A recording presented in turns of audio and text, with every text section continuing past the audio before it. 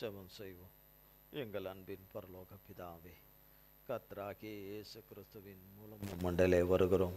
தந்தையாகிய தேவனே, இந்த நாளிலே எங்களுக்கு தந்தையாகிய பரிசுத்த ஆவியானவராகிய தகப்பனை எங்களுக்கு தந்தருளுவீராக.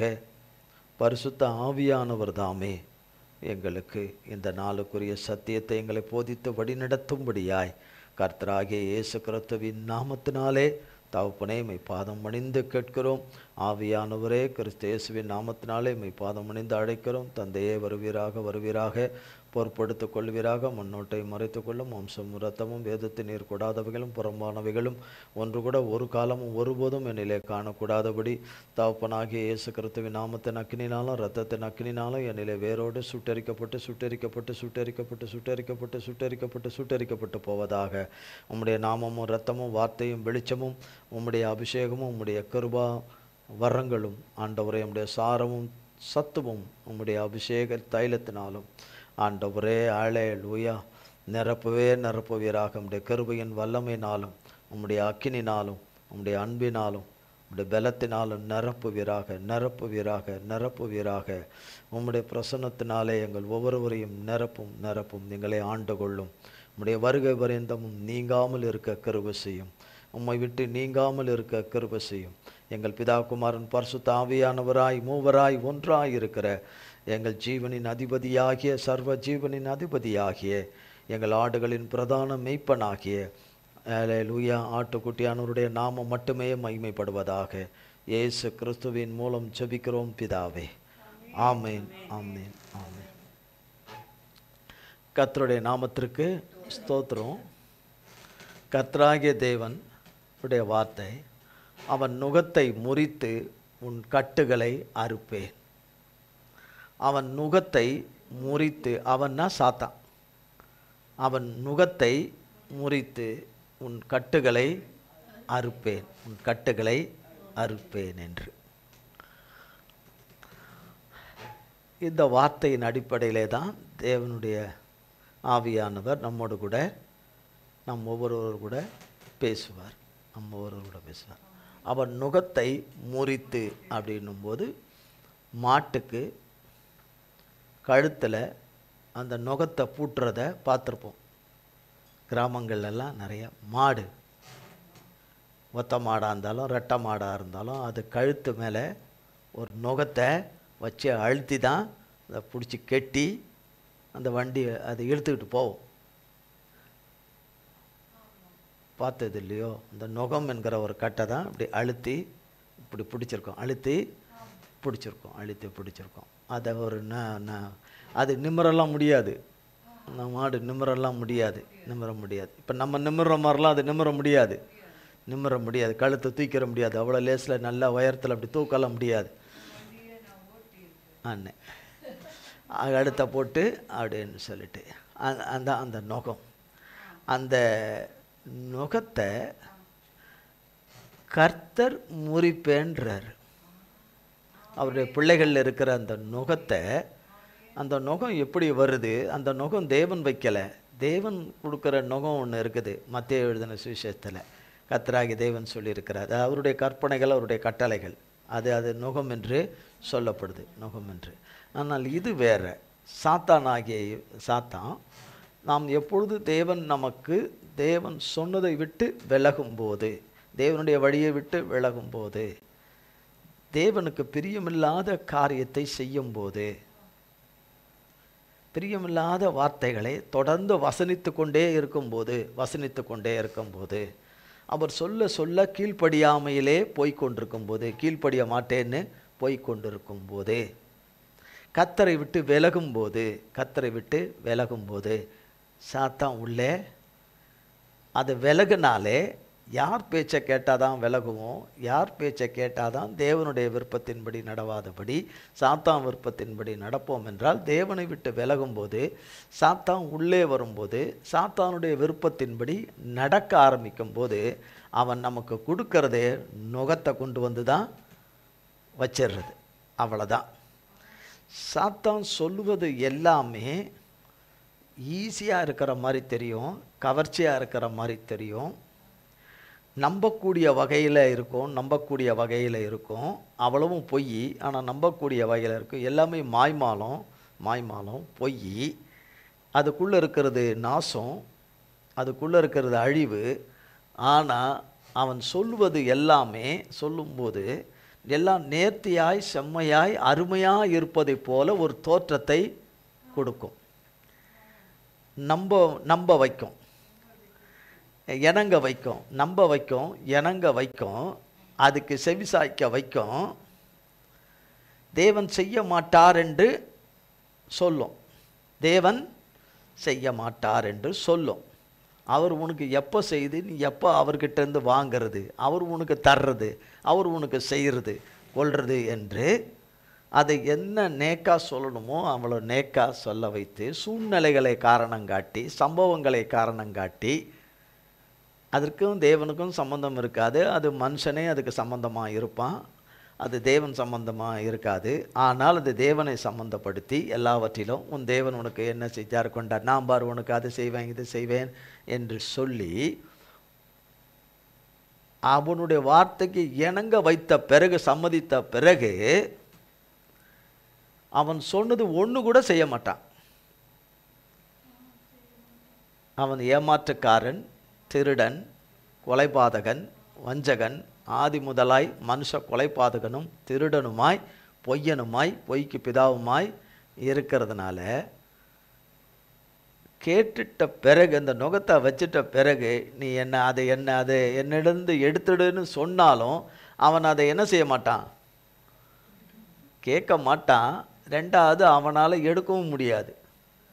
அவன் கொடுக்க தான் செய்வான், எடுக்க முடியாது அவனால். என்னை இதிலேருந்து விடுவிச்சிரு, என்னை இதிலேருந்து தப்பு வச்சிரு, என்னை விட்டுடுன்னு சொன்னாலும் விட மாட்டான். அதே நேரத்தில் நுகத்தை அவன் முறிக்க முடியாது, அவனால் நுகத்தை முறிக்க முடியாது, கட்டுகளை அறுக்க முடியாது. கட்ட தான் முடியும் அவனால், நுகத்தை வைக்க முடியும்.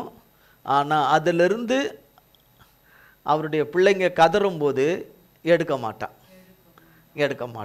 எடுக்க முடியாது அவனால்.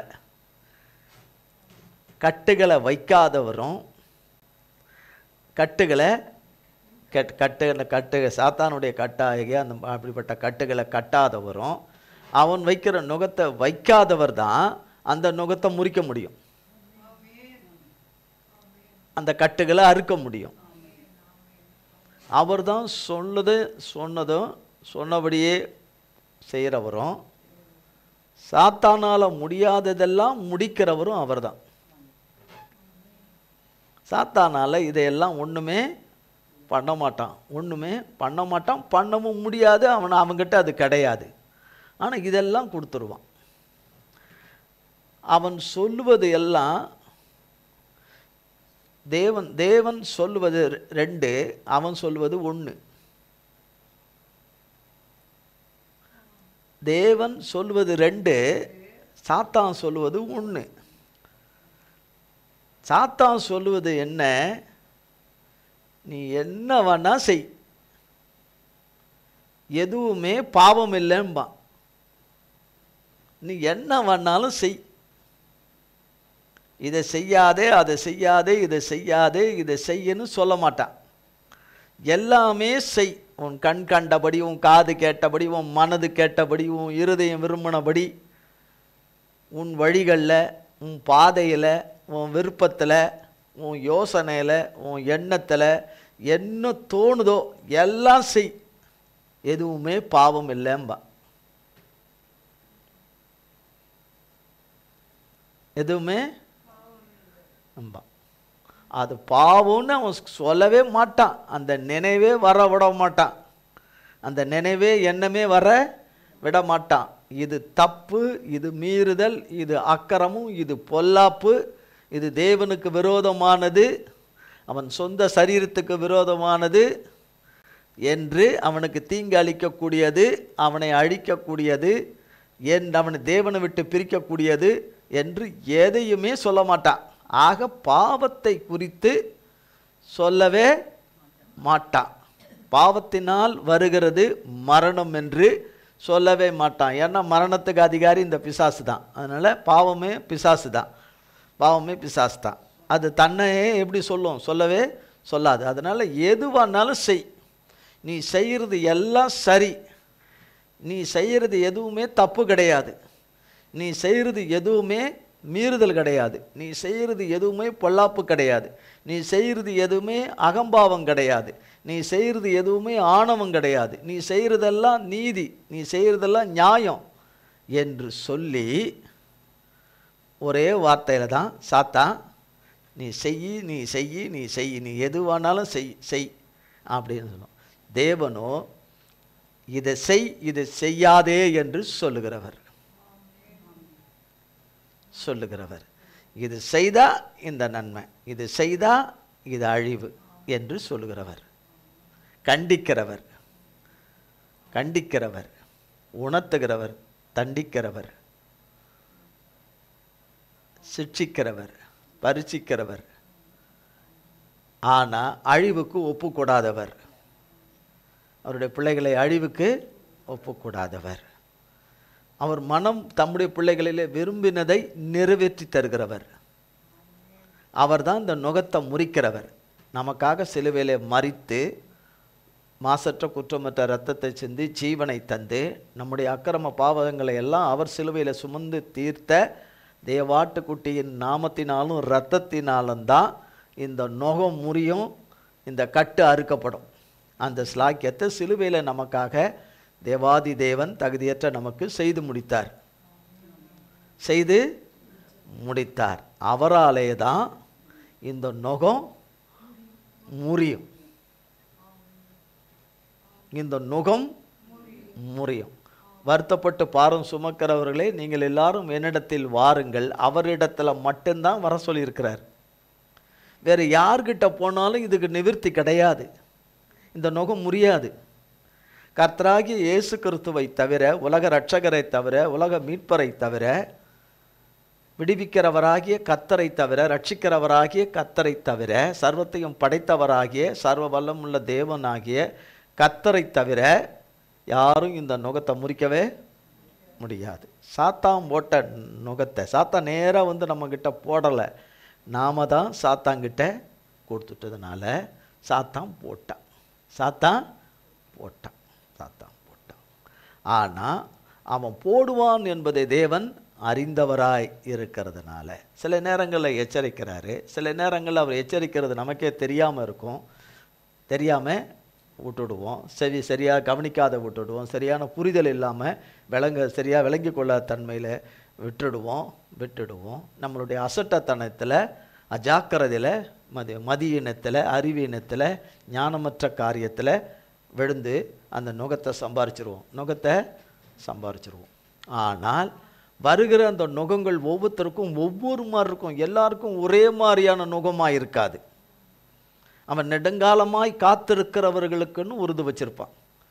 இவர் இன்னார் மாட்டினா நமக்கு நல்லா இருக்கும், இந்த மகன் மாட்டினா நமக்கு நல்லா இருக்கும், இந்த மகன் மாட்டினால்னா நமக்கு நல்லா இருக்கும் என்று அவன் அநேக வருடங்களாய் காத்திருக்கிறவனாக இருக்கிறான். யாரை விழுங்கலாமோ என்று வகை தேடுகிற ஒரு பூனையை போல அவன் இருக்கிறான் என்று வேதம் சொல்லலை. யாரை விழுங்கலாமோ என்று சிங்கம் போல இருக்கிறான் என்று. யாரை விழுங்கலாமோ என்ன? கர்த்தருடைய பிள்ளைகளை அவன் கை பாவையா, அவன் கைக்குள்ளே வந்துட்ட பிள்ளைகளை அவன் ஏன் விழுங்கணும்? அவங்க தான் அவன் கையில் இருக்காங்களே. நமக்கு எதுக்கு தேவ சித்தம்? நமக்கு எதுக்கு தேவ திட்டம், தேவ தீர்மானம்? நான் தேவனால் பிறந்திருக்கிறேன், தேவன் என்னை அதுக்காக தான் பிறக்க வச்சிருக்கிறாரு, அவர் என்னை கொண்டு அவர் என்ன செய்யணுமோ அதெல்லாம் செய்யணும், ஆண்டவரை என்னை பயன்படுத்துங்க, என்னை உபயோகப்படுத்துங்க அப்படின்னு நம்ம ஏன் கேட்பானே?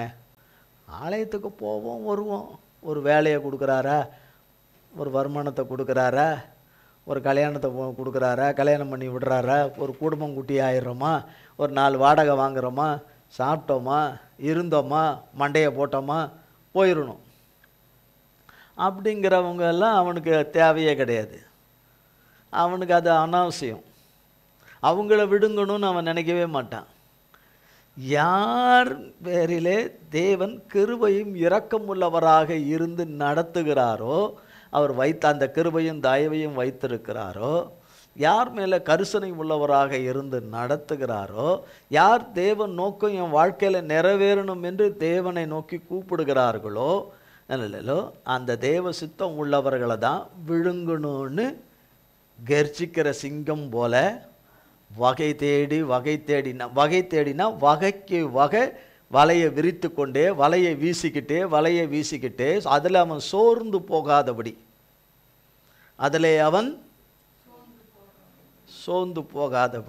சோர்ந்து போகாது. நமக்கு இன்றைக்கி நான் கடவுள் கிருபையில் ஆண்டவருடைய இதில் இன்றைக்கி கையை நல்லா நீட்டணும், கல்லை நல்லா உயர்த்தினோம். அதுபோல தான் எப்போவும். ஆனால் நம்ம உற்சாகத்தில் இருந்தாலும் உள்ளான மனசில் இருக்கிறோமோ இல்லையோ, ஆனால் கர்த்தரை நோக்கி நாம் கரங்களை உயர்த்தணும். அவர் ஒருவர் தான் ஆராதனைக்கு உரியவர், நம் ஆராதனைக்குரியவர், எல்லா மகிமையும் கனத்துக்கும் உரியவர் அவர் ஒருவர் மட்டும்தான். அவங்க கடவுளை அவங்க சொல்கிறாங்க, நாங்கள் எங்களுது சொல்கிறோன்னு சொல்லுவாங்க. ஆனால் மெய்யான தேவன் நம் இரட்சகராகிய கர்த்தராகிய இயேசு கிறிஸ்து தான். அவர் தான். நாம் அவர் பெயரை சொல்ல நமக்கு அருகதை இல்லை தான், ஆனால் அவரை சொல்லித்தான் ஆகணும். ஏன்னா அவர் தான் தேவன், அவர் தான் இரட்சகர், அவர் தான் ஆவியானவர். ஆமென். நீ தேவனை கூப்பிட உனக்கு அருகதை இல்லை, உனக்கு தகுதி இல்லை என்று சாத்தான் குற்ற உணர்வுகளை தாழ்வு மனப்பான்மைகளை கொடுத்தாலும் அப்பால போ சாத்தானே என்று சொல்லி கர்த்தரை நாம் துதிக்கத்தான் செய்யணும். அது அவர் பார்வையில் அது பிரீதியானது.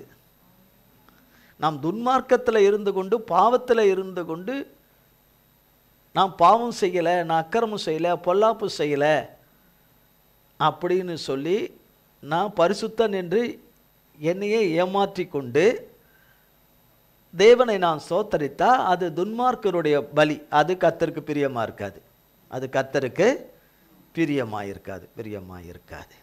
நான் பாவி, என் மேலே கிருபையாக இறங்கும், நான் அக்கிரமக்காரன், நான் கீழ்ப்படியாமல் போயிட்டேன், ஆதிலிருந்தே நான் கீழ்ப்படியாமல் போயிட்டேன், என்னுடைய எல்லா மீறுதல்கள் தப்பிதமும் என் அறிவினத்தையும் புத்தியினத்தையும் என்னுடைய ஒழுங்கினத்தையும் மன்னிச்சிருங்க ஆண்டவரே, எல்லாவற்றிலும் உமக்கு பிரியமில்லாததை செய்தேன், என்னை மன்னியும் என்று உம்முடைய இரத்தத்தினாலே என்னை கழுவும் என்று இரவும் பகலும் அவரை கூப்பிடுகிறவர்களுக்கு அவர்களுடைய ஸ்தோத்திர பலிகளை ஏற்றுக்கொள்வார், கர்த்தர் ஏற்றுக்கொள்வார்.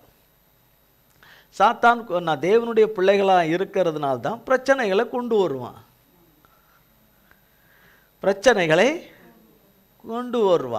உள்ளே வரும்போது ஈஸியாக உள்ளே வந்துடுறாங்க. உள்ளே வரும்போது மனுஷர் ஈஸியாக உள்ளே வந்துடுறாங்க.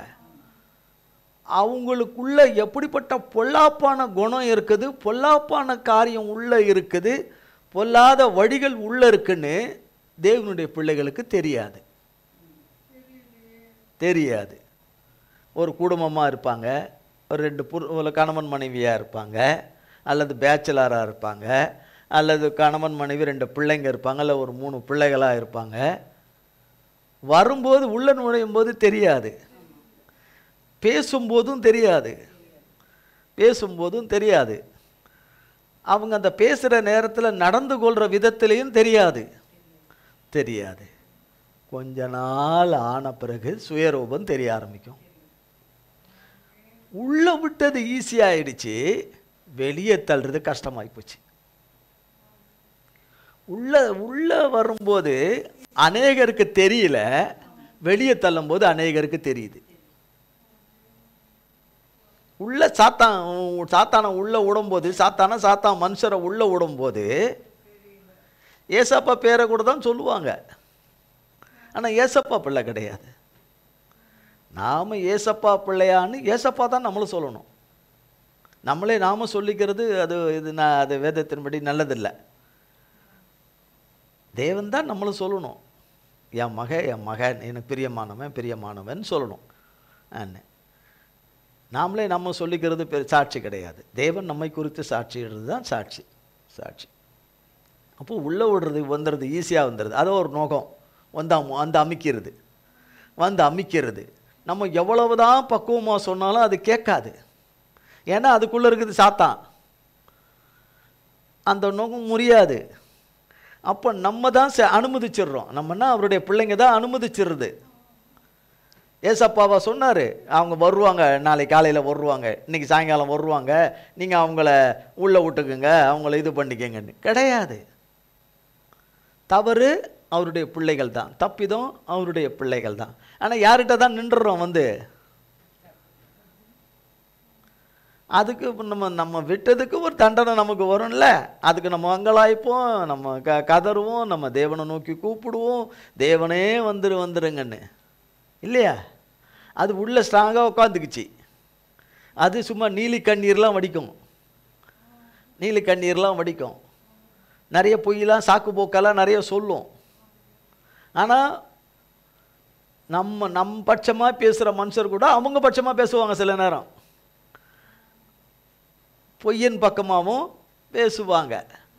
ஆனால் கடைசியில் நம்பட்சமாய் கர்த்தர் நின்று அதை முறித்து அதை அறுத்து அதை தூக்கி வீசுறாரு.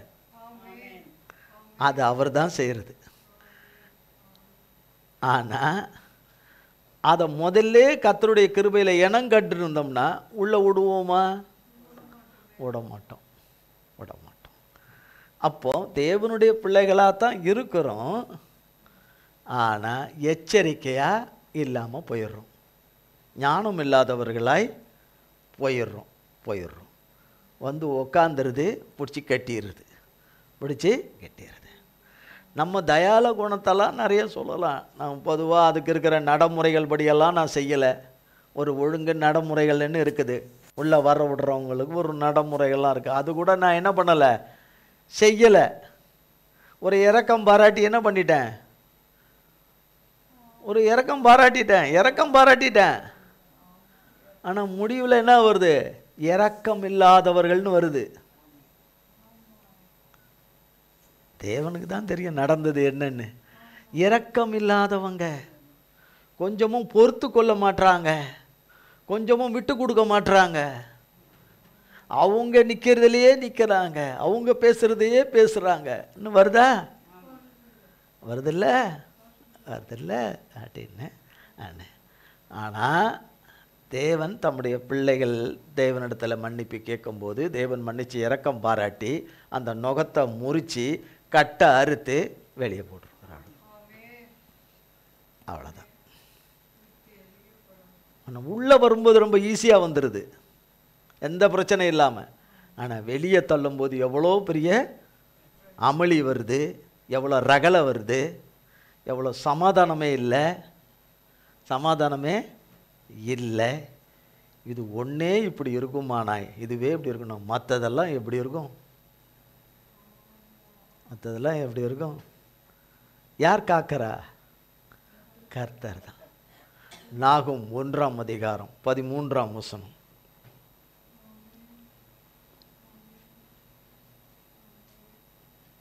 நாகும் 1081 நாகும் 1ஆம் அதிகாரம் 13ஆம்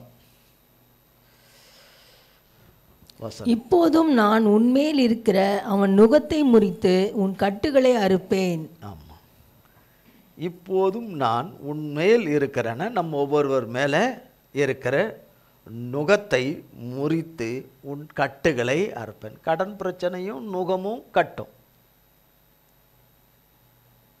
வியாதி ஒரு நுகமும் கட்டு. வேலை கிடைக்காம இருக்கிறது ஒரு நுகமும் கட்டு. எவ்வளோ என்ட்ரிக்கு போய் நல்லா பண்ணாலும் நல்ல ரிசல்ட்டு வரலை. கடைசியில் ஃபைனலில் வந்து ஹெச்ஆரில் வந்து ஒன்றும் இல்லாமல் புஷ்ஷுன்னு போயிடுது. சில நேரங்களில் பார்க்கும்போது திறமை உள்ளவர்களுக்கு கிடைக்கல, திறமை குறைவாக இருக்கிறவர்களுக்கு கிடைச்சிருது. அது உலகத்தார் அதை லக்குன்னு பேசுகிறாங்க, அது அவங்களுக்கு அதிர்ஷ்டம்னு பேசுகிறாங்களா, அதிர்ஷ்டம்னு பேசுகிறாங்க. சில சொல்லுவாங்க அவன் பிறந்த நேரம் நல்ல நேரம் அப்படின்னு சொல்லிட்டு.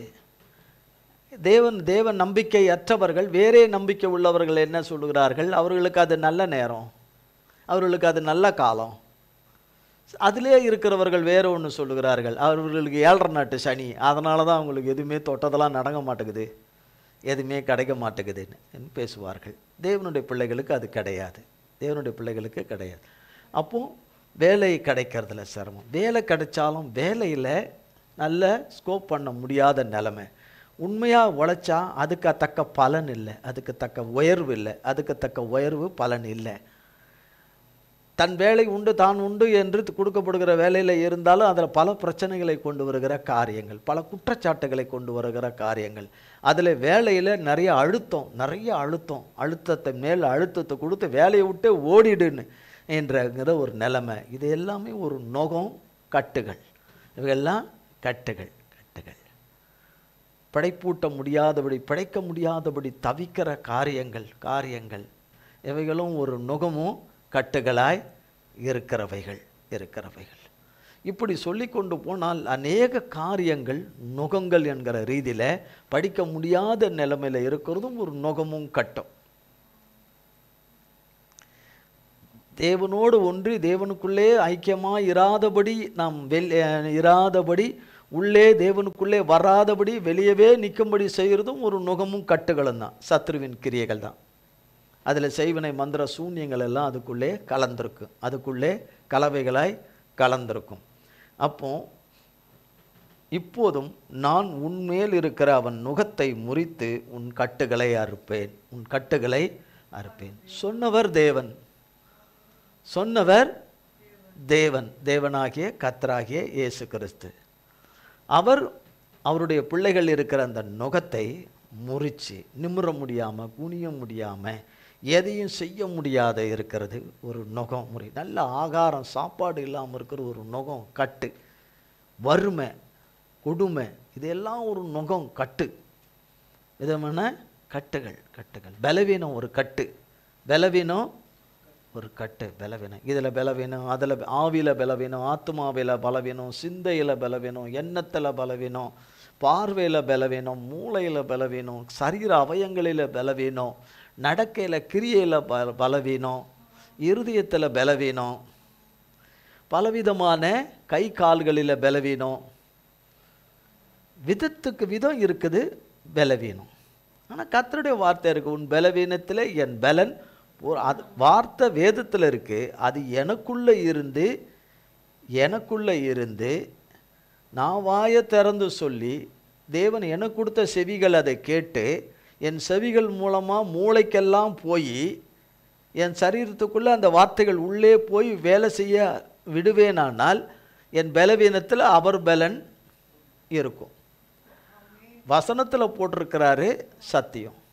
பீரோவில் ஒட்டி வச்சிருக்கிறேன் சத்தியம். இந்த வசனத்தை பீரோவில் ஒட்டி வச்சிருக்கிறேன் சத்தியம். பைபிளில் ஒட்டி வச்சிருக்கிறேன், மேலே பைபிளுக்கு மேலே பின்னாடிலாம் ஒட்டி வச்சிருக்கிறேன், கதவுல ஒட்டி வச்சிருக்கிறேன், என் வீட்டில் எங்கே பார்த்தாலும் நிறைய வசனங்களை ஒட்டி வச்சிருக்கிறேன்றது நல்லது. அதை விட பெரிய நல்லது எனக்குள்ளே இருக்கணும் அந்த வசனம். அந்த வசனம் எனக்கு ஒவ்வொரு காரியத்திலும் அந்த வசனத்தை நான் சொல்லும்போது அது எனக்குள்ளே வேலை செய்யுது. கண்ணில் பார்க்கல, ஆனால் உள்ள வேலை செய்து அது செய்ததனுடைய காரியத்தை நான் பார்க்குறேன். என்னால் இதை செய்ய முடியாத இந்த வேலையை செய்ய முடியுது அப்படின்னா அது அவரால் தான். என்னை பலப்படுத்துகிற கிறிஸ்துவினாலே எல்லாவற்றையும் செய்ய எனக்கு பலன் உண்டுன்னு வேதத்தில் எழுதப்பட்டிருக்கு. பவுல் வேதத்தில் எழுதியிருக்கிறார் கர்த்தருடைய வார்த்தையை. என்னை பலப்படுத்துகிற கிறிஸ்து. எது என்னை பலப்படுத்துவது? ஆண்டவருடைய வார்த்தை, ஆண்டவருடைய வசனம். ஆண்டவருடைய வசனத்தை சொல்கிறவங்க நிறைய பேர் சொல்கிறாங்க. ஏன்னா எல்லாரும் சத்தியத்தை, சுவிசேஷத்தை அறிவிக்காமல் போனால் ஐயோ. அதனால் அவரவர்கள் அழைக்கப்பட்ட நிலைமையில் சுவிசேஷத்தை அறிவிக்கிறார்கள். அவர்களும் இந்த சுவிசேஷத்தினுடைய தேவ வார்த்தையை எடுத்து அதை சாப்பிட்டு அதை கேட்டு அதை அவர்கள் பயன்படுத்தி அதை சொல்லுகிறார்கள். ஆனால் சொல்லுகிறவர்கள் இதை கேட்கறது நல்லது, கேட்கலாம். சதா சர்வ நேரம் அதையே கேட்டுக்கிட்டு இருக்கக்கூடாது. என் இருளை வெளிச்சமாக்குறது தேவனுடைய வசனம்தான். தேவனுடைய வார்த்தையை கேட்பதிலும் என் இருளை வெளிச்சமாக்குது, சத்தியமானது. ஆனால் சதா சர்வ நேரமும் நான் டிவிக்கு முன்னாடியோ அல்லது செல்போன்லேயோ நான் இருந்து கொண்டு அதிலே இருக்கக்கூடாதுன்னா. கர்த்தர் 24 மணி நேரம் நீ இப்படி இருன்னு சொல்லவே இல்லை எங்கேயுமே வேதத்தில். இரவும் பகலும் அவரை தியானிக்கிற மனுஷன் பாக்கியவான் சொல்லப்பட்டிருக்குது. உட்கார்ந்தாலும் எந்திரிச்சாலும் நடந்தாலும் நீர் என்னோடு கூட இருக்கிறீர் என்று, அது சத்தியம்தான். ஆனால் 24 மணி நேரத்தில் வேலைகள் நிறைய இருக்குது. அவரவர் கடமைகள், அவரவருடைய பொறுப்புகள், அவர்களுடைய இதுன்னு இருக்குது. இருந்தாலும் மனதுக்குள்ள எண்ணத்துக்குள்ள கர்த்தருடைய வார்த்தை ரீங்காரம் விட்டுக்கிட்டே இருக்கணும். மாடு வைக்கோல் சாப்பிடுது, இட்லி சாப்பிட்ற மாதிரியா சாப்பிடுது? இட்லி நம்ம எப்படி சாப்பிடுவோம்? புட்டு புட்டு சாப்பிடுவோம், இல்லை நல்லா இருந்தால் பிசைஞ்சி சாப்பிடுவோம் இல்லையா? இப்படி அப்பியா சாப்பிடுவோம் இல்லையா? சாப்பிட மாட்டோம். இல்லை அது இல்லைன்னா இன்னொரு விதத்தில் இன்னும் ஆசை போட்டுக்கிட்டாவா இருப்போம். மாடு என்ன செய்யும்? ஆசை போடும். அதுபோல் ஆண்டவருடைய வார்த்தையை ஆசை போட்டு வாய்க்குள்ள அதை எடுத்து உள்ள மென்று மென்று மென்று மென்று மென்று மென்று அப்படி தான் பண்ணோம். மாட்டு இதில் வாயில் கை விட்டு பாருங்க, கடிக்குதா இல்லையான்னு. அப்போ அது எப்படி அசை போடுறத பார்த்தோன்னா அதுக்கு பல்லு இல்லைன்னு நினச்சிடலாமா? அது அசை போடுது இல்லையா? அசை போடும். அதுபோல் ஆண்டவருடைய வார்த்தையை அசை போட்டுக்கொண்டு வேலைகளையும் காரியங்களையும் செய்ய வேண்டிய நேரங்களில் அப்புறம் தேவனோடு கூட இருக்கிற நேரம்னு ஒன்று இருக்கிற நேரத்தில் அந்த நேரம் 6 மணி நேரமோ 1 மணி நேரமோ எவ்வளோ நேரமோ அது தேவனோடு இருக்கிற அந்த நேரம், அது தனி, அது செப்பரேட். மற்ற இதெல்லாம் விட்டுட்டு அப்போவும் டிவியை பார்த்துக்கிட்டு அதை பார்த்துக்கிட்டு அப்பவும் செல்ஃபோனை பக்கத்தில் ஆன் பண்ணி வச்சுக்கிட்டு நான் ஜபத்தில் இருக்கிறேன்றதெல்லாம் சரி வராது. சரி வரும். இப்படி நிறைய இருக்குதா? நிறைய இருக்குது. அப்போ என்னை பலப்படுத்துகிற கிறிஸ்துவினாலே எனக்கு உண்மையிலேயே மனதளவில் இருதயத்தளவில் எனக்கு பலன் இல்லை, சூழ்நிலை நிமித்தமாக பலன் இல்லை. ஆனால் இதெல்லாம் நான் மறந்து நான் பார்க்க வேண்டிய தேவ வார்த்தையை நான் பார்த்து அதை சொல்லி அதை உட்கொண்டாம் போது தான் எனக்கு அந்த பலன் வருது. இல்லைன்னா நிற்க பலன் இல்லை, நல்ல ஆகாரம் கிடையாது, நல்ல இது இல்லை. ஆனால் உடுத்து விற்கிறவர், ஆவியிலே உடுத்து விற்கிறவர் உடுத்து விற்கிறாரு. சில காரியங்களை அவர் உடுத்து வைக்கலைன்னாலும் பரவாயில்லை, அது அவருக்கு விருப்பமாக இருக்குதுன்னா ரைட், ஓகே. பட் ஆனால் சர்வ வல்லம் உள்ள தேவன் நம்மளுடைய பலவீனத்தை அறிந்து நமக்கு அந்த பலவீனத்தில் உதவி செய்கிறவராய் இருக்கிறார். அதே நேரத்தில் சாத்தான் நம்மளுடைய பலவீனத்தை அறிந்து அதை டார்கெட் பண்ணுறவனாக இருக்கிறான். அந்த பலவீனத்தை அறிஞ்சு நம்மளை தாக்குகிறவனாக இருக்கிறான். தேவனோ இடைமறித்து காப்பாற்றுகிறவராய் இருக்கிறார். இடைமறித்து காப்பாற்றுகிறவராய் இருக்கிறார். நான் தேவனோடு இருந்தால் தான் என்ன காப்பாற்றுவார். நான் தேவனோடு கூட இருக்கிறேன்னு சொல்லிட்டு தேவன் பார்வையில் நான் இல்லாமல் இருந்தால் தேவன் காப்பாற்ற மாட்டார். சரிதா? தேவன் காப்பாற்ற மாட்டார். அப்போ இந்த நுகத்தை எங்களை விடுவியும் ஆண்டவரேன்னு சொல்லும் பொழுது அவருடைய வேலையில் அவருடைய வெளிச்சம் பட்ட மாத்திரத்தில், ஜீவாதிபதியினுடைய வெளிச்சம் பட்ட மாத்திரத்தில் இந்த நுகங்கள் கட்டுகள் எல்லாம் பட்டுன்னு தெரிச்சிடும். வெளிச்சம் வருவது சத்தியம். அவருடைய பிள்ளைகளுக்கு அவருடைய வெளிச்சம், அவரை நம்பி இருக்கிறவர்களுக்கு அவருடைய வெளிச்சம் வருவது சத்தியம். அதனாலே நுகங்கள் முறிய போவது சத்தியம். அதனாலே கட்டுகள் அறுக்கப்படுவது சத்தியம். ஆனால் இந்த நுகமும் இந்த கட்டுகளும் தேவனால் வந்ததல்ல, தேவனால் வந்தது அல்ல, வந்தது அல்ல. சரி, அடுத்தது வாசிப்போம்.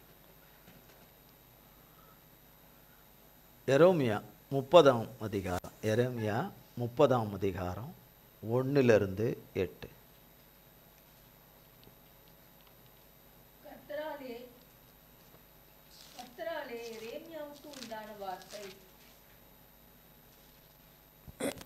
கர்த்தராலே எரேமியாவுக்கு உண்டான வார்த்தை. இஸ்ரவேலின் தேவனாகிய கர்த்தர் சொல்லுகிறது என்னவென்றால், நான் உன்னோடே சொன்ன எல்லா வார்த்தைகளையும் ஒரு புஸ்தகத்தில் எழுதிக்கொள்.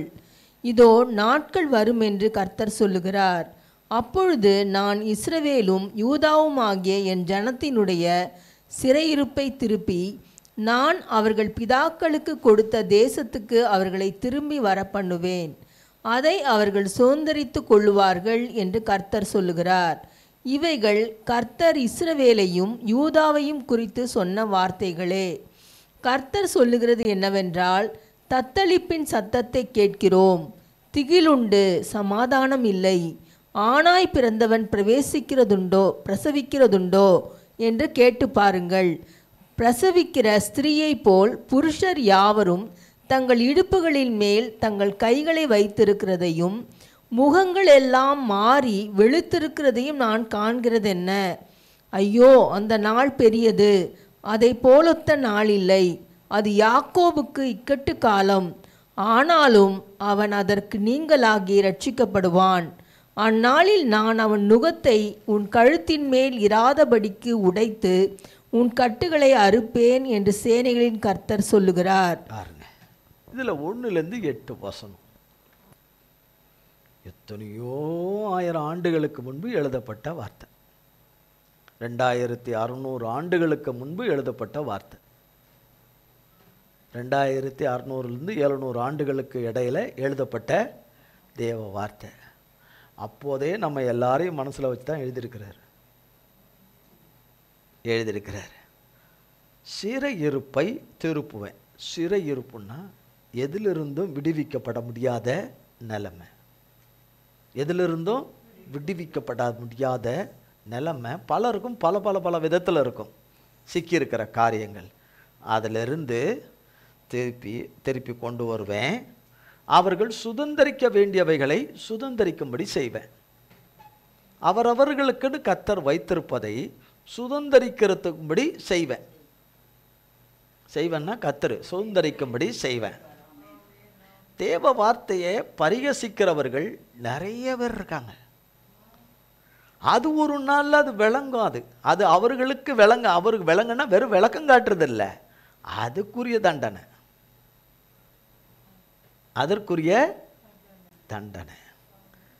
தேவனுடைய வார்த்தையை தேவனுடைய பிள்ளைகள் என்று சொல்லுகிறவர்கள் தான் ரொம்ப கடுமையாக அதை விமர்சிக்கிறார்கள், அதை ஏளனம் பண்ணுகிறார்கள், பரிகசிக்கிறார்கள். என்னது? ஏளனம் பண்ணுகிறார்கள், பரிகசிக்கிறார்கள், பரியாசம் பண்ணுகிறார்கள். 5ஆம் வசனம் சொல்லப்படுது. 4ஆம் வசனம் சொல்லப்படுகிற இஸ்ரவேல் யூதாலாம் கர்த்தருடைய பிள்ளைகள். 5ஆம் வசனம் சொல்லப்படுகிறது. கர்த்தர் சொல்லுகிறது என்னவென்றால், தத்தளிப்பின் சத்தத்தை கேட்குறோம். அதான் நிம்மதி இல்லை, சமாதானம் இல்லை, சந்தோஷம் இல்லை, மகிழ்ச்சி இல்லை, ஒரு ஆரோக்கியம் இல்லை, ஒரு திட நம்பிக்கை இல்லாத சூழ்நிலை, நம்பிக்கையற்ற சூழ்நிலை. தத்தளிப்பின் சத்தத்தை கேட்கிறோம், திகில் உண்டு, சமாதானம் இல்லை. ஆனாய் பிறந்தவன் பிரசவம் பண்ணுவானோ? அவனிலிருந்து குழந்தை பிறக்குமோ? அது சொல்கிறார். ஆனாய் பிறந்தவன் பிரசவிக்கிறது உண்டோ என்று கேட்டு பாருங்க. இல்லைங்க, அந்த பையனுக்கு குழந்தை பிறந்திருக்குதுங்க, அந்த பையன் அப்படின்னா அவன் மனைவிக்கு பிறந்தது தான் அந்த அர்த்தம். அந்த நபருக்கு அந்த மனைவியின் மூலமாக குழந்தை பிறந்திருக்குன்னு அர்த்தம். ஆனால் அந்த நபருக்கு குழந்தை நேராக பிறக்கலை, அவர் வயிற்றில் குழந்தை இல்லை.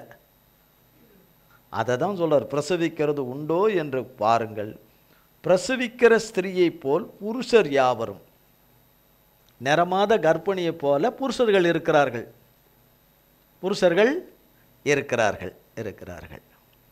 தங்கள் இடுப்புகளின் மேல் தங்கள் கைகளை வைத்திருக்கிறதையும் முகமெல்லாம் மாறி வெளுத்திருக்கிறதையும் நான் காண்கிறது என்ன?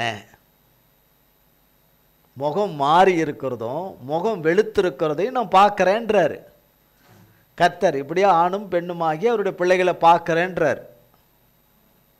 ஆணும் பெண்ணுமாகி அவருடைய பிள்ளைகளை பார்க்குறேன்னு சொல்லிட்டு, ஐயோ அந்த நாள் பெரியது, அந்த நாள் அதை போல ஒத்த நாள் இல்லை, அது யாக்கோப்புக்கு இக்கட்டு காலம், ஆனாலும் அதற்கு அவன் நீங்களாகி ரட்சிக்கப்படுவான், விடுதலை ஆக்கிடுவேன்றார்.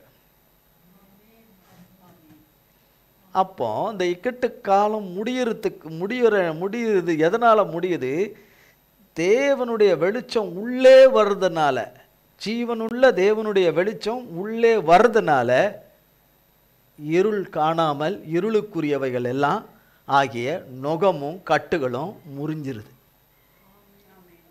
அதான் கஷ்டமும் வேதனையும் பாடுகளும் நம்மளுடைய உபத்திரமும் தரித்திரமும் நம்மளுடைய நஷ்டமும் இழப்பும் காணாமல் போயிடுது. காணாமல் போகுது.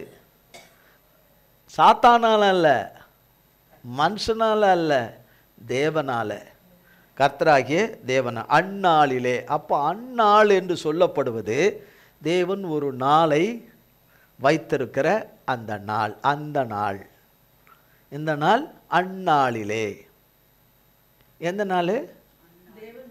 தேவன் தம்முடைய பிள்ளைகளுக்கு வைத்திருக்கிற அந்நாளிலே நான் அவன் நுகத்தை அவன் கழுத்தின் மேல் இராதபடி உடைத்து, என்னது? உடைத்து உன் கட்டுகளை அறுப்பேன் என்று சேனைகளின் கர்த்தர் சொல்லுகிறார். அந்நியர் இனி அவனை அடிமை கொள்வது இல்லை என்று வேதத்தில் தேவன் எழுதி வைத்திருக்கிற வார்த்தையின்படி அவரை நம்பி இருக்கிற பிள்ளைகளுக்கு அவருடைய வார்த்தை சம்பவிக்கும். அவர் வார்த்தை சம்பவிக்கன்னா அவர் வார்த்தை நிறைவேறும். சொன்னவராலே, சொன்னவரோடு கூட இருக்கிற பிள்ளைகளுக்கு நிறைவேறும். சொன்னவராலே, சொன்னவரோடு அவருடைய பிள்ளைகள் இருப்பார்களானால் அவர் சொன்ன வார்த்தை நிறைவேறும். நிறைவேறும். அவரோடு இருக்கிறேன்னு பொய் சொல்லிக்கிட்டு இருந்தோமானால் நிறைவேறுவது சந்தேகம். நிறைவேறுவது சந்தேகம். அப்போ அவர் சொன்னபடி அவர் இருப்பார். அவருக்கு நாம் சொன்னபடி நாம் நடப்போமானால் அவருக்கு தமக்கு பிரியமானதை நமக்கு செய்வார். பிரியமானதை செய்வார். நம்மால் முடியாததை செய்வார். நம்மால் முடியாததை செய்வார். நம்மால் என்று சொல்லும் பொழுது மனிதனால் முடியாததை செய்வார். வேற எந்த சக்தியாலும் முடியாததை செய்வார். எந்த சக்தியாலும் முடியாததை செய்வார். ஏசாயா 10ஆம் அதிகாரம்.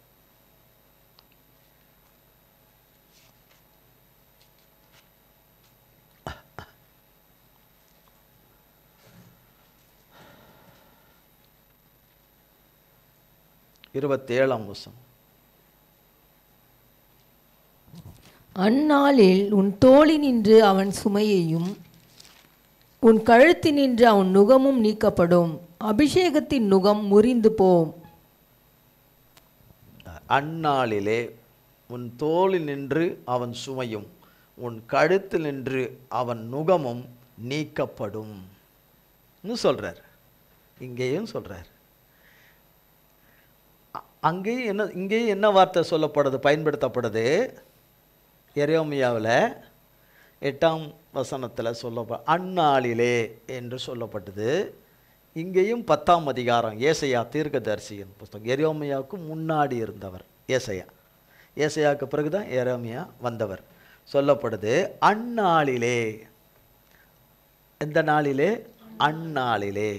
தேவன் பார்த்து வைத்திருக்கிற அந்நாளிலே. அந்நாளிலே உன் தோளினின்று அவன் சுமையும், தாங்க முடியாத பாரம், தாங்க முடியாத கஷ்டம், தாங்க முடியாத வேதனை, சகித்து கொள்ள முடியாதவைகள் எல்லாம், சகித்து கொள்ள முடியாதவைகளெல்லாம், தாங்க முடியாது சகிக்க முடியாததெல்லாம், பிழைக்க முடியாததெல்லாம், வாழ முடியாததெல்லாம், நிற்க முடியாததெல்லாம், நிலையில்லாமல் இருக்கிற காரியங்கள் எல்லாவற்றையும் அவன் தோளி நின்று அவன் சுமையையும், அவன்னா சாத்தான், அவன் சுமையையும், உன் கழுத்து நின்று அவன் நுகம், அதுவும் சாத்தான், அவன் நுகமும் நீக்கப்படும். நீக்கிறவேன்றார். அதை நீக்கப்படும். அங்கே சொல்லப்பட்ட அந்த வார்த்தையே கிட்டத்தட்ட இங்கே சொல்கிறார், அது நீக்கப்படும். அப்போ அபிஷேகத்தின் நுகம் முறிந்து போகும். சாத்தானும் அபிஷேகம் பண்ணுறான். சாத்தான் வார்த்தையை கேட்கும்போது சாத்தான் அபிஷேகம் பண்ணுறான். ஆனால் அது எல்லாமே அழிவுக்கு கொண்டு போகும். சொல்கிறாங்கல்ல, ஒரு கோயிலை இடிக்கும்போது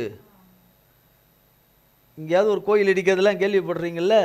எங்கேயாவது ஒரு கோயில் இடிக்கும்போது ஆடுறாங்கல்ல, ஒரு குதி குதிக்கிறாங்கல்ல, குதி குதி குதி குதின்னு, எப்படி இடிப்ப, எப்படி பண்ணுவ, நான் என்ன பண்ண போகிறோம் பாருன்னு. பார்த்தீங்கன்னா கொஞ்ச நேரத்தில் அந்த இருக்காது, அவன் எடுத்துன்னு போய்டுவான். அதில் அந்த புல்டோசரில் எல்லாத்தையுமே எடுத்துட்டு என்ன பண்ணுது அது?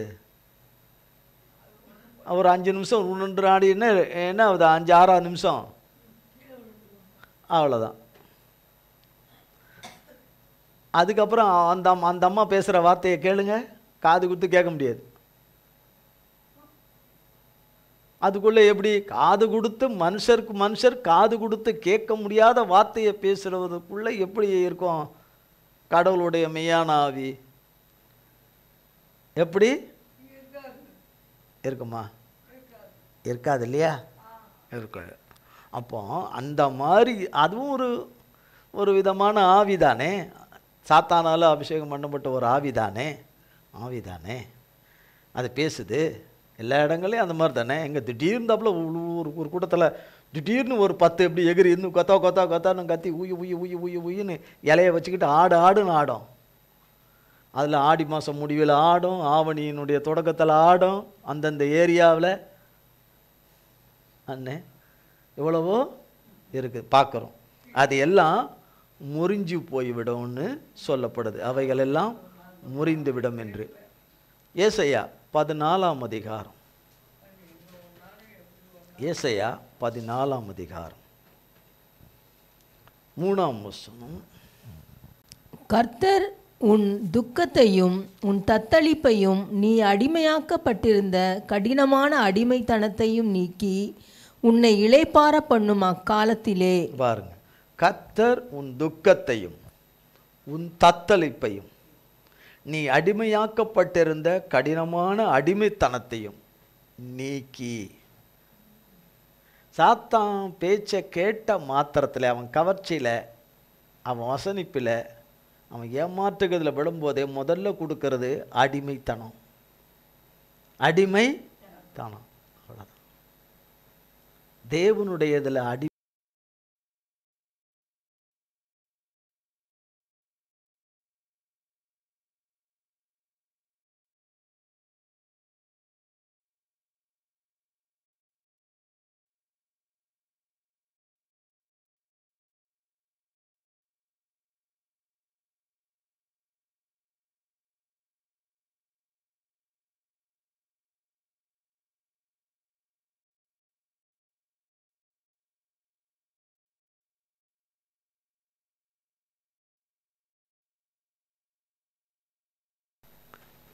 இந்த நிலைமையிலும் எப்படி கொழுப்பில் பேசுகிறேன்னு சொல்லிட்டு எழும்புது பாருங்க.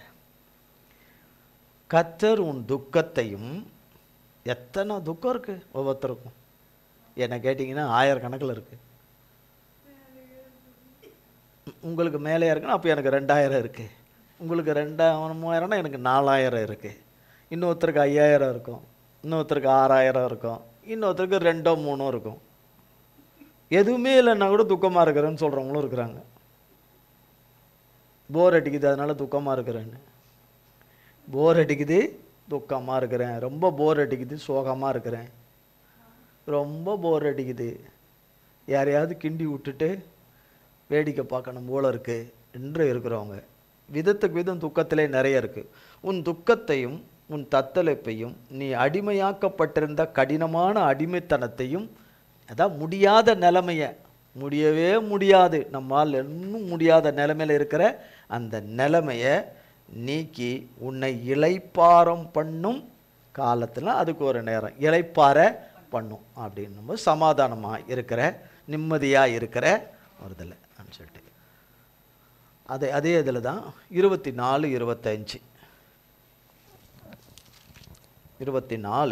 நான் நினைத்திருக்கிறபடியே நடக்கும், நான் நிர்ணயித்தபடியே நிலை நிற்கும் என்று சேனைகளின் கர்த்தர் ஆணையிட்டு சொன்னார். இதில் பார்த்தீங்கன்னா முக்காலயவாசி கர்த்தர் கல்வாரி சிலுவையில் கொல்கதா மலையில் தம்முடைய பிள்ளைகளுக்காக கல்வாரி தம்முடைய மரணத்தை அங்கே நிறைவேற்றி நாம் சம்பாதித்த மரணத்தை அழிக்கவும், நம் பாவத்தை மன்னிக்கவும், மரணத்தை அழிக்கவும் சிலுவையில் வெற்றி சிறக்கிற காரியத்தை குறித்ததான சத்தியம் நிறைந்த ஒரு பகுதி தான் இந்த பகுதி. நான் நினைத்திருக்கிறபடியே நடக்கும். இப்போ கர்த்தர் என்ன சொல்லிக்கிட்டு வராரோ அதன்படி தான் நடக்கும். யாராலே நடக்கும்? அவராலே நடக்கும். அந்நாளிலே, அது இந்த நாளாக இருக்கலாம், நாளைய எந்த நாளாக வேணா இருக்கலாம். அந்நாளிலே, அவர் சொல்லுகிற வைத்திருக்கிற அந்நாளிலே, அந்நாளிலே சொல்லிட்டு நான் நினைத்திருக்கிறபடி நடக்கும் என்று நிர்ணயித்தபடியே நிலை இருக்கு. அதை ஃபிக்ஸ் பண்ணிட்டார். அதை என்ன பண்ணிட்டாரு? ஃபிக்ஸ் பண்ணிட்டாரு. அதை அவர் ஃபிக்ஸ் பண்ணதை அவரே மாற்ற மாட்டார். அவரே மாற்ற மாட்டார். அவரே மாற்ற மாட்டார். மாற்ற மாட்டார். இதை எனக்குள்ளேயே நான் ஃபிக்ஸ் பண்ணி வச்சுக்கணும். மெயினாக எனக்குள்ள இருக்கணுமே, இருக்கணும் இல்லையா? ஒருத்தருக்கு ஒரு திருமணம் ஆயிற்று, திருமணம் ஆகுது இல்லையா? அவங்களுக்கு ஒரு ஃபோட்டோ எடுத்து என்ன பண்ணி வச்சுக்குவாங்க? ஃப்ரேம் பண்ணி வச்சுக்குவாங்க இல்லையா? நீயா எனக்கு புருஷன் அப்படின்னு சொல்லும்போது அந்த புருஷன் எடுத்துன்னு வந்து இந்த ஃபோட்டோ காட்டுவா. தபார், நான் தான் உன் புருஷன். தபார், கல்யாணம் பண்ணியிருக்கிறேன் பார், சர்ச்சி வாசலில் எடுத்த ஃபோட்டோ தான் இது. தபார், ஃபோட்டோ ஸ்டூடியோவில் எடுத்ததில்லை. தபார்னு நீ எனக்கு பொண்டாட்டி இல்லைன்னு சொல்லும்போது அந்த அம்மா எடுத்த அந்த ஃபோட்டோவை காமிப்பாங்க. தபார், நான் கல்யாணம் பண்ணியிருக்கிறேன் அப்படின்னு. நடக்குதில்ல? சிலர் அந்த ஃபோட்டோவை ஏற்ற அவன் தலைமையில் அடிப்பாங்க, அவன் அந்த அம்மா தலைமையில் அடிக்கும். அது நடக்குது நிறைய.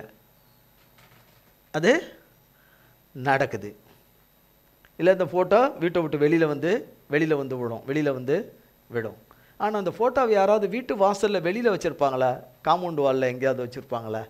அதை ஃப்ரேம் பண்ணி ஃபிக்ஸ் பண்ணி அவங்க வீட்டுக்குள்ளே வச்சுருப்பாங்க. இல்லைதா அவங்களுடைய படுக்கை அறையில் வச்சுருப்பாங்க, இல்லை ஹாலில் வச்சுருப்பாங்க, இல்லைன்னா படுக்கை அறையில் வச்சுருப்பாங்க. பிறகாலே அவங்களுக்கு பிள்ளைகள் பிறந்து குடும்பங்கள் பெரிதாக கல்யாணம் ஆயின பிறகு கல்யாணம் ஆகி பிள்ளைகள் பிறந்த ஃபோட்டோவும் வச்சுருப்பாங்க. இன்றைக்கி நிறைய இல்லை. அன்றைய காலகட்டங்களில் நிறைய வீடுகளில் ஃபோட்டோ நிறைய இருக்கும்.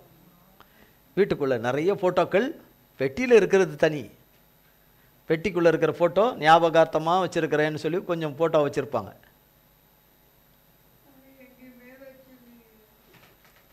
வச்சிருப்பாங்க அப்படி ஒரு இதுக்கு சொல்கிறாரு, வச்சுருப்பாங்க. அப்படி ஃபோட்டோ அப்படி நம்ம என்ன பண்ணுவோம், முக்கியமான ஃபோட்டோ தான் வச்சுருப்பாங்க. இல்லை ஒரு மெட்ரோவுக்கு போகிறீங்க, அங்கே ஒருத்தவங்களை பார்க்குறீங்க, அங்கே ஒரு செல்ஃபி எடுத்து அங்கே ஃபோட்டோ எடுத்து ஃப்ரேம் பண்ணி வச்சுக்குவீங்க. வழியில் பார்க்குறவனை அதெல்லாம் வைக்க மாட்டோம்ல, போகிறவனை வரவனெல்லாம் வைக்க மாட்டோம்ல. நான் மணந்து கொண்டவளை ஃபோட்டோ எடுத்து வச்சுருக்கேன். நமக்கு மணவாளன் யார்? ஏசப்பா. நமக்கு மணவாளன் யார்? ஏசப்பா. மணவாட்டி யார்? அவருடைய பிள்ளைகளாகிய நாமந்தான். பாவத்திலே இருந்து பாவத்திலே சாகிறவன் அவருக்கு மணவாட்டி கிடையாது.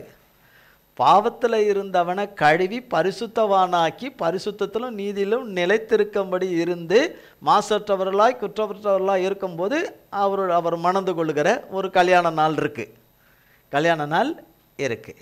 அப்போது அந்த ஃப்ரேம் பண்ணி வச்சுருக்கிறது. அடுத்தது பிள்ளைங்க பிறந்தால் பிள்ளைங்க ஃபோட்டோவோடும் சேர்த்து ஃபோட்டோ எடுத்து என்ன பண்ணி வச்சுருக்காங்க. அப்படியே கொஞ்சம் அந்த குடும்பம் வளர அப்புறம் பார்த்தா பெரிய ஃபோட்டோ வந்துடும். ஒரு 40 வருடங்கள் கழித்த பிறகு, அல்லது அந்த ஒரு 50 வருடங்களுக்குள்ளே பார்த்திங்கன்னா அங்கே ஒரு 3 ஜென்ரேஷன் அல்லது 4 ஜென்ரேஷன் கூட ஃபோட்டோக்கள் இருக்கும். அந்த ஃபோட்டோவில் அவங்க எல்லோரும் இருக்கிற அந்த இதுகளெல்லாம் எடுத்து ஃபிக்ஸ் பண்ணி வச்சுருப்பாங்க. பசுமையாக ஞாபகமாக இருக்கிறது போல் வச்சுருப்பாங்க. அப்போ அவங்க அறையில் வச்சுருக்கிறது போல் நம்முடைய உள்ளம் என்கிற அறைக்குள்ளே கர்த்தர் சொன்னது இந்த வார்த்தை நமக்குள்ளே ஃபிக்ஸ் ஆகி உள்ளே இருக்கணும். அந்த ஃபோட்டோவில் தண்ணி பட்டால் கூட அந்த ஃபோட்டோ போயிடும். திரும்ப ஒரு பிரிண்ட் இருந்தால் பிரிண்ட் எடுக்கணும். அந்த ஃபோட்டோ கீழே உடஞ்சி நாசமாக கூட போகும். அந்த ஃபோட்டோ சில நேரம் செல் அரிச்சு கூட போயிடும். ஆனால் இதை உள்ளுக்குள்ளே இருக்கிறத தண்ணி படாதபடியும் வேறு ஒருவர் நொறுக்கிறாதபடியும் அல்லது நாமே நொறுக்கிறாதபடியும் சாத்தானுடைய பொய்யின் வார்த்தைகள் எல்லாம் செல்லரிச்சிடாதபடியும் காத்துக்கணும். அவர் ஃபிக்ஸ் பண்ணிட்டார் நம்மை குறித்து. ஆனால் அவர் நம்மிடத்துல பார்க்கறதுன்னு எதிர்பார்த்தது எதுவுமே நம்மக்கிட்ட கிடையாது. அந்த அடிப்படையில் நமக்கு அவர் செய்யலை. பிதாவாகிய தேவன் அவருடைய குமாரனாகிய இயேசு கிறிஸ்துவாகிய தகப்பன், பரிசுத்த தகப்பன், அந்த தகப்பனுடைய நீதியை முன்னிட்டு அவருடைய நீதியால் நமக்கு இதை செய்யும்படி ஃபிக்ஸ் பண்ணியிருக்காரு. கிறிஸ்துவின் மூலமாக தான், கிறிஸ்துவாலே தான் இந்த ஸ்லாக்கியத்தை பெற்று அவர் நீதியால், நம்முடைய நீதினால் அல்ல, நம்மளுடைய நல்ல நடக்கை என்று எதுவுமே கிடையாது, நல்ல காரியங்கள் நல்ல கிரியைகள் என்று எதுவும் கிடையாது. எதுவுமே இல்லாமல் இருந்தும் எதுவுமே இல்லாதவங்களுக்கு மரித்து உயிர்த்தெழுந்த கர்த்தராகிய இயேசு கிறிஸ்துனுடைய நீதியினாலே நமக்கு அதை நிறைவேற்றுவதற்கு அவர் கிருபை உள்ளவராய் இருக்கிறார். என்னாலும் கிருபை உள்ளவராய் இருக்கிறார். அதற்கு ஒரு வேலையும் நேரத்தையும் அவர் வச்சிட்டார். அப்போ அவர் ஃபிக்ஸ் பண்ணி வச்சிட்டாரு. அதை எனக்குள்ளே ஃபிக்ஸ் பண்ணி வச்சுக்கிறதுக்கும் என்கிட்டையும் சொல்லிட்டாரு. நானும் அதை கர்த்தருடைய கிருபையினால் ஃபிக்ஸ் பண்ணி வச்சிருக்கிற மாதிரி வச்சிருக்கிறேன். வச்சிருக்கிறத நான் காத்துக்கணும். அந்நாளிலே நுகம் முறியும், கட்டுகள் கர்த்தரால அருந்துரும். டாக்டரால் கைவிடப்பட்ட காரியமானாலும் சரி, இனி நல்ல வேலை கிடைக்கவே கிடைக்காது, நல்ல துறையில் நான் பிரகாசிக்க மாட்டேன், என்னை எந்த இதில் கர்த்தர் என்னை தெரிந்து கொண்டாரோ அடைத்தாரோ அதில் பிரகாசிக்க மாட்டேன் என்று சொல்கிறதெல்லாம் அழிந்து அவராலே அவருடைய பிள்ளைங்க விடுவிக்கப்பட்டு பிரகாசிப்பாங்க. அவராலே மீட்கப்பட்டு ரட்சிக்கப்பட்டு மன்னிக்கப்பட்டு பிரகாசிப்பாங்க. அவருடைய கிருபையின் இரக்கத்தினாலே முடிசூட்டப்படுவாங்க. இழந்த கணங்கள் மரியாதை எல்லாம் அவரிடத்தில் அவர் ஆயத்தம் பண்ணினது வரும். அவர் ஆயத்தம் பண்ணினது அவரிடத்துலேருந்து வரும். இதில் நம்ம தவிக்கிறோம், தத்தளிக்கிறோம், துடிக்கிறோம், அங்கலாய்க்கிறோம், கதறோம், எதிர்பார்க்குறோம், காத்திருக்கிறோம். கண்கள் பூத்து போகுது. ஆனால் ஏமாற்ற மாட்டார். கர்த்தர் ஏமாற்ற மாட்டார். இதையும் பரிகாசம் பண்ணுறாங்க. வார்த்தையில் சொல்ல முடியாத அளவுக்கு பரிகாசிக்கிறார்கள். பரிகாசம். ஆனாலும் கர்த்தர் அவரையே இந்த உலகம் பரிகாசம் பண்ணின உலகம், கர்த்தரை பாவமில்லாத பரிசுத்தரை நன்மையே இந்த உலகத்துக்கு செய்தவரும் தன்னையே ஜீவபலியாய் ஈவாய் இந்த உலகத்தில் சிலுவையில் கொடுத்தவருக்கும் அவரையே மகா பரிகாசம் பண்ணின உலகம்தான் அவருடைய பிள்ளைகளையும் அவருடைய பிள்ளைகள் இல்லை என்று பரிகாசம் பண்ணி கொண்டு தான் இருப்பார்கள். கடைசி காலத்தில் என்னென்ன நடக்கும், எப்படி மனிதர்கள் இருப்பார்கள் என்று சொல்லப்பட்டபடியே இருந்தாலும் இவைகள் எல்லாம் எனக்கு செல்லுகளாக, அரிக்கிற செல்லுகளாக, எனக்குள்ளே கொடுக்கப்பட்டிருக்கிற தேவ வார்த்தையை, தேவ வாக்குத்தத்தத்தை, தேவ சித்தத்தை, தேவ நோக்கத்தை, எனக்குள் பிரேம் போட்டிருக்கிறதை, எனக்குள் இருக்கிற அந்த படத்தை அழித்திராதபடி தேவனுடைய வார்த்தையினாலே, நாமத்தினாலே, இரத்தத்தினாலே நான் காத்துக்கொள்ளணும். என் சொந்த வார்த்தையால் என் நாமத்தை கொண்டு நான் அதை காத்துக்க முடியாது. இப்படி காத்துக்கொண்டே வந்து கொண்டே இருப்பேனானால் கர்த்தர் வரும் நாட்களிலே நுகத்தை முறிச்சிருவார், கட்டுகளை அறுத்துருவார். அறுத்து அவருடைய அடைக்கலத்தில் வைத்து அவருடைய புயபலத்தினாலே கண்மணியாய் காத்துக்கொள்வார், காத்து வழி நடத்துவார். ஒருவரை ஒருவர் அடிச்சிக்காதபடி, ஒருவரை ஒருவர் பட்சிக்காதபடி, ஒருவரை ஒருவர் பீறாதபடி இருந்தால் நலமாயிருக்கும். ஒருவரை ஒருவர் இது எங்கே பைபிளில் இருக்கான்னு ஏதாவது யோசனை வரலாம். ரோமர்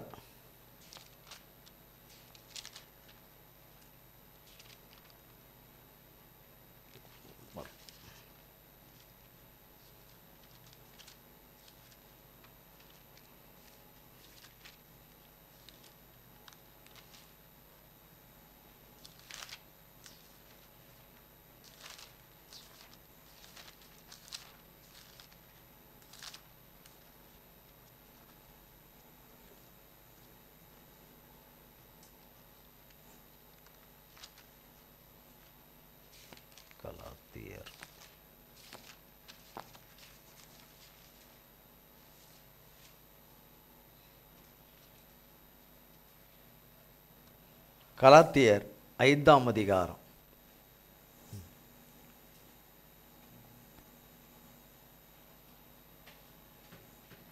ஐந்தாம் அதிகாரம், பேஜ் 262.